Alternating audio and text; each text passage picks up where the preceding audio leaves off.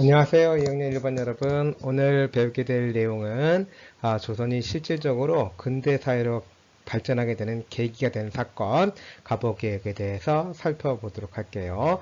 갑오개혁은 제1차 갑오개혁, 제2차 갑오개혁, 그리고 제3차 갑오개혁인 을미개혁 이렇게 구성됩니다. 자, 구체적으로 들어가도록 할게요. 자, 이번 시간에 여러분들이 배울 내용은 어떤 것이 있냐면 첫 번째로 갑오 을미개혁의 전개 과정, 그리고 그 개혁의 구체적인 내용, 그 다음에 그 의의와 한계에 대해서 살펴보도록 할게요. 직접 이제 안으로 들어가 보도록 하자. 자, 갑오개혁은 앞서 얘기했듯이 제 1894년에 실시됐고, 제1차 갑오개혁, 제2차 갑오개혁, 제3차 갑오개혁인 을미개혁으로 구성이 됩니다. 자, 제1차 갑오개혁부터 살펴보도록 하자. 우리 동학농민운동 당시에 동학농민군이 전주성을 점령한다고 했지. 그러니까 정부는 청나라에 원병을 요청하게 되었고, 텐진조에게 의해서 청나라는 일본에게 그 사실을 알리게 된다. 그러니까 일본은 역시 또 군대를 파병하게 되면서 청나라와 일본군이 모두 조선 국내로 들어오게 되는 거야. 자, 그러니까 이제 그 외국 군대의 주둔 명분을 없애기 위해서 조선 정부군과 농민군 사이에 전주 화약이 체결되고 정부는 이를 계기로 해서 청나라와 일본군의 철수를 요청하게 되지. 자, 그런데 일본은 이 철수 요구를 거부를 하고 경복궁을 점령을 하게 되는 거야. 자, 이것 때문에 이제 청나라와 일본이 전쟁을 벌이는 청일전쟁이 발발을 하게 되는 거야. 아무튼 일본은 친일적인 사람들 구성된 제1차 김홍집 내각을 수립을 하도록 하고 그 다음에 흥선대원군을 섭정의 자리에 앉히게 되지. 섭정은 실질적인 권력은 없고 뭐 얼굴 마담의 역할만 했다 이렇게 좀 기억하면 되겠어. 자, 그 다음에 일본이 개혁을 강요하게 됨에 따라서 결국 개혁을 추진하기 위한 전담기구 즉 궁국 기무처를 설치하게 되는 거야. 자, 우리 제1차 갑오개혁을 추진했던 전담기구 궁국 기무처 중요한 내용이니까 꼭 기억을 하도록 하자. 자, 구체적으로 어떠한 개혁이 이루어지는지 살펴보도록 할게. 자, 맨 처음에는 개국 연호를 사용하게 된 거야. 이제 종래에는 청해 연호를 사용했을 거 아니야. 대신 개국 연호를 사용했기 때문에 청해 종주권을 부인하게 되는 것이고, 자, 그 다음에 기존 의정부에 새로이 국내부라는 것을 설치해서 왕실 사무를 담당하도록 한 거야. 그러니까 왕실 사무와 정부 사무가 분리가 되는 거지. 자, 그 다음에 원래 조선은 의정부와 육조 체제였잖아. 이조, 호조, 예조, 병조, 형조, 공조. 그치? 이 6조를 8개의 아문으로 개편을 하게 되고 그 다음에 과거제도 폐지를 하게 되지. 경제적으로는 그 호조의 역할을 담당하는 이 탁지 아문이 설치가 돼서 이 탁지 아문에서 모든 재정 업무를 담당하도록 했지. 보다 근대적인 경제 구조로, 경제 조직으로 바뀌게 되는 거야. 그 다음에 세금을 화폐로 납부하게 되는 조세의 금납제, 그 다음에 화폐의 가치를 은으로 하게 되는 은본위 화폐제도, 도량령을 통일을 하게 된다. 자, 그 다음에 사회적으로는 제일 중요한 내용이 될 거야. 아마 공사 노비 제도를 폐지한 거야. 공노비와 사노비 제도를 없애고 노비 문서를 수각을 하게 되는 거고, 그 다음에 인신매매도 금지하게 됨으로써 이제 신분 제도가 법적으로 완전히 폐지가 되는 거야. 가장 중요한 개혁의 내용이 되겠지? 꼭 기억을 하도록 하자. 자, 그 외에 동학농민군의 요구를 반영해서 과부의 제거가 허용이 되었고, 조혼, 일찍 결혼하는 거지? 조혼이 금지가 되었고, 연좌제가 폐지가 됐어. 자, 그 다음에 2차 갑오개혁은 어떻게 전개가 됐냐면, 청일전쟁에서 일본이 승리를 하게 되는 거야. 그러면서 본격적으로 내정 간섭을 하게 되지. 그래서 말을 잘 듣지 않는 흥선대원군은 물러나게 하고, 보다 친일적인 인물, 갑신정변의 주역이었고 일본의 망명가였던 박영효를 불러들여 그래서 김홍집, 박영효 연립내각을 구성토록 하는데 실질적인 권력은 박영효로 하여금 주도하게 됐지. 뿐만 아니라 1차 갑오개혁을 추진했던 궁국 기무처를 폐지하게 되는 거지. 자, 결국 일본의 강요로 인해서 조선 고종은 이제 문무백관을 거느리고 종묘에 나가서 이제 독립 서고문을 발표를 하고 개혁의 내용과 방향을 담은 홍범 14조를 반포를 하게 돼.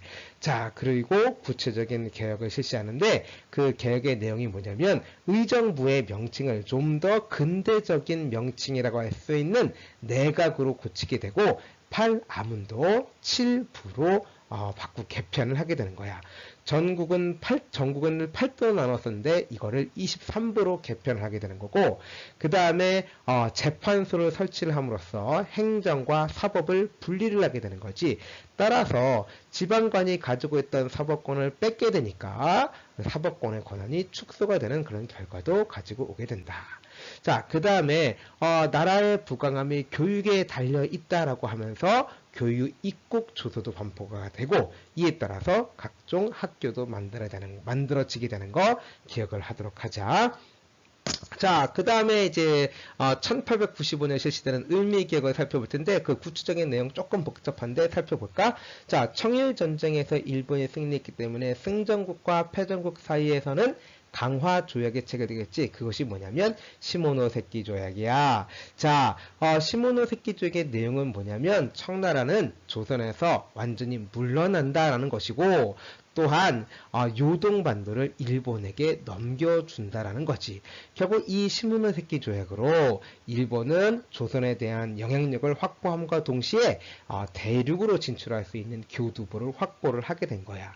자, 이러한 변화는 당연히 각지에서 남하하려고 했던 러시아의 이익에는 정면으로 위배가 되는 결과를 가져오게 되겠지. 그래서 러시아는 프랑스와 독일을 끌어들여서 삼국 간섭을 일으키게 돼. 즉 일본으로 하여금 요동반도를 청으로 다시 돌려주라는 내용이야. 자, 이러한 국제 정세의 변화를 본 민비는 이제 일본 세력을 견제하기 위해서 러시아 세력을 끌어들이게 되는 것이고, 이에 따라서 이제 박영효를 몰아내고 친러 그리고 친미적인 사람들로 구성되는 김홍집 제3차 김홍집 내각을 수립하게 되는 거야. 자, 그러니까 이제 일본은 다시 그 영향력이 축소가 되면서 러시아의 영향력이 커지게 되니까 이러한 국면의 변화를 추구하려고 하겠지. 그래서 조선의 권력자였던 민비, 즉 명성황후를 시해하는 그런 사건을 일으켜. 우린 이것을 뭐라고 한다? 을미사변이라고 하는 것이지. 자, 일본의 낭인들, 우리 이제 조직폭력배 같은 애들이지, 야쿠자 같은 애들, 그런 애들을 이용을 해서 경복궁으로 쳐들어가서 한밤중에 민비를 죽이고 그 시체마저 불태우는 그런 만행을 저지르게 되는 거야. 이게 을미사변이지. 자, 일본은 을미사변을 일으키게 되고 친일적인 사람들로 구성되는 다시 제4차 김홍집 내각을 구성하도록 하고 계속적인 개혁을 강요를 하게 돼. 그래서 전개되는 것이 을미개혁이야. 을미개혁의 내용으로는 건양이라고 하는 연호를 사용하게 되고 시위대와 친위대, 진위대를 구성을 하게 돼. 특히 가장 중요한 것은 바로 단발령을 실시한다는 거지. 이것 때문에 보수적 유생들을 중심으로 엄청난 반발이 나타나게 되는 거야. 자, 그 다음에 태양력을 사용을 하게 되고 소학교도 설치게 되는 그러한 개혁을 실시하게 되더라 이겁니다. 자, 그러면 이러한 갑오을미개혁의 의의와 한계를 한번 살펴보도록 할까? 자, 먼저 의의야. 자, 갑오을미개혁은 일본의 강요에 의해서 시작이 됐지만 실질적으로 개혁을 주도한 사람은 조선의 개화파 관료가 주도했다라는 것이고, 개혁의 내용도 보면 일본이 하나하나 개혁을 강요를 한 것이 아니라 그 개혁의 내용은 이미 갑신정변을 일으켰던 급진개화파와 그 다음에 동학 농민군의 요구를 반영했다는 점. 자, 그 다음에 개혁의 내용도 전제 군주제를 극복을 하고 그 다음에 신분제도를 폐지함으로써 근대적인 평등사회의 기틀을 마련했다는 것이야. 이런 역사적 의의를 가지고 있지만 한편으로는 역시 일본의 강요에 의해서 시작됐다라는 점. 자, 그 다음에 토지 계획을 실시하지 않음으로써 민중의 지지를 얻지 못하게 되는 결과를 가져왔다는 것도 꼭 기억을 해야 되는 것이고, 그 다음에 당시 조선에서 가장 중요했던 국방력이라든가 상공업 진흥에는 소홀했다는 점이 이제 한계점으로 작용을 하게 되는 것이죠. 자, 지금까지 가보을미개혁의 전개 과정, 내용, 의의와 한계 등을 살펴봤는데, 우리 수업 시간에 좀 더 심화 학습을 좀 하도록 합시다. 자, 수업 시간에 만나요. 안녕.